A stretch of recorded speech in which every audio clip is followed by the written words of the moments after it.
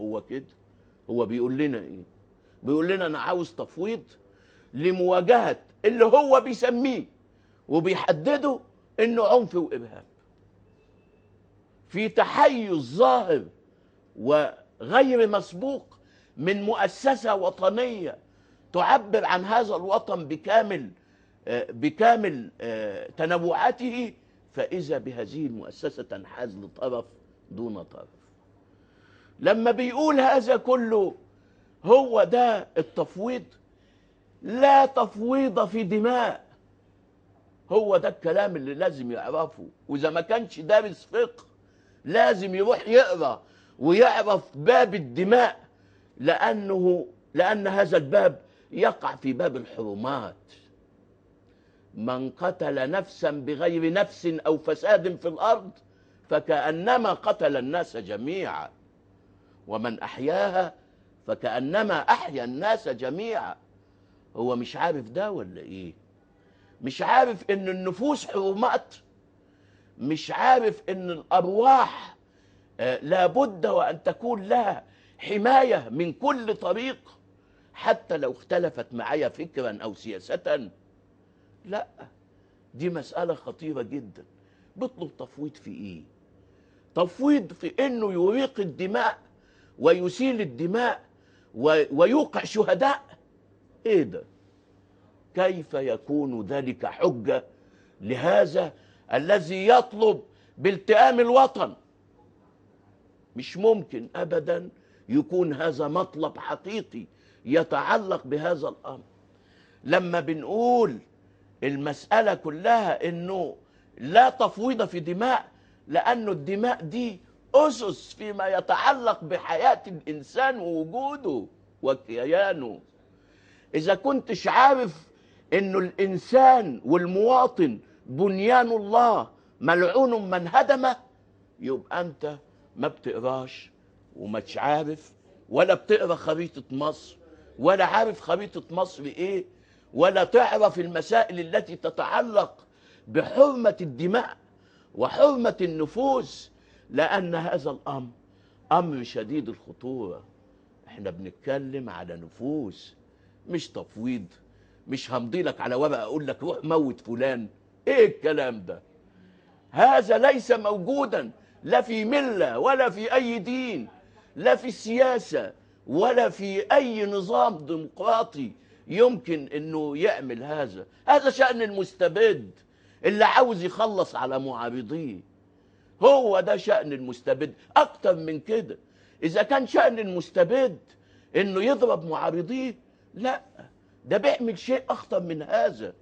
ده بيقلب جزء من شعبه على جزء آخر من شعبه. هو ده المشكل الخطير اللي احنا بنتكلم عليه. لا يمكن إطلاقا بأي حال من الأحوال أن يكون ذلك مقبولا. زي ما بنقول لا تقويض، لا تفويض في دماء، وإنما ذلك تقويض وهدم لبنيان الله، وهو الإنسان المواطن اللي له حقوق في الوجود وفي الحياة الكريمة. مش واحد يختلف معايا أقول يلا ادوني تفويض حتى أقتله.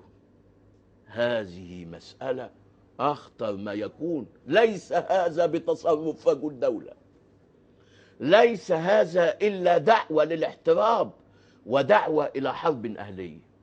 لما بنقول ده بنقوله لأنه جزء وقاعدة أساسية فيما يتعلق بالنفوس وحرمتها. تفويض ده ولا تقويض؟ حجتنا الثالثة اللي بتقول إنه هو ليس إلا نوع من التقويض، إنه الكلام ده خطاب حصل من الفريق السيسي في اسكندرية، وفي نفس الوقت كان في اجتماع في رئاسة الجمهورية بيتكلم عن المصالحة. مش هزل ده؟ مش هزل إن احنا نتكلم على مسألة تتعلق بإراقة دماء وطلب تفويض لإراقة دماء، وفي ذات الوقت بتقول لهم يلا نتصالح؟ ايه العدالة الانتقالية والمصالحة الوطنية اللي احنا بنسمع عنها من طراطير النظام ومن طراطير العملية السياسية.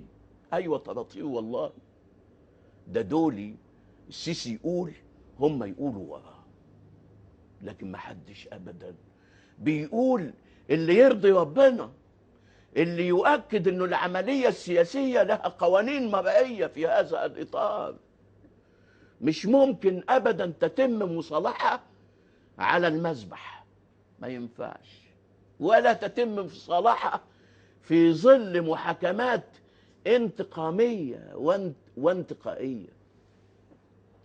مش ممكن أبدا مع ازدواج المعايير ده نفضل نتكلم على مصالحة وعلى عدالة انتقالية. أي عدالة تلك؟ عدالة من؟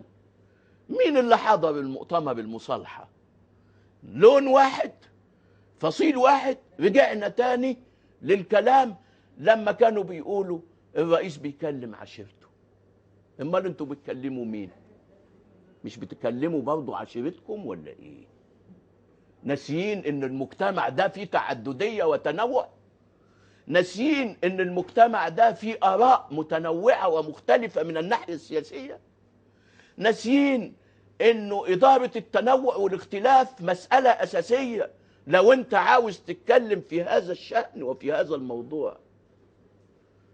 أظن ده تقويض مش تفويض، تقويض لعملية المصالحة لما هو بيتحدث عن مصالحة وفي ذات الوقت يتحدث عن تفويض لإراقة دماء.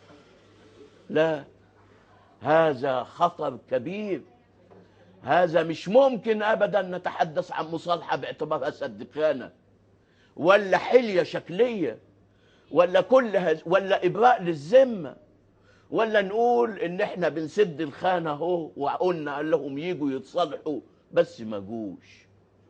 مسائل خطيرة جدا، لأنه مش ممكن أبدا إلا أن نقسم الوطن ونفتته.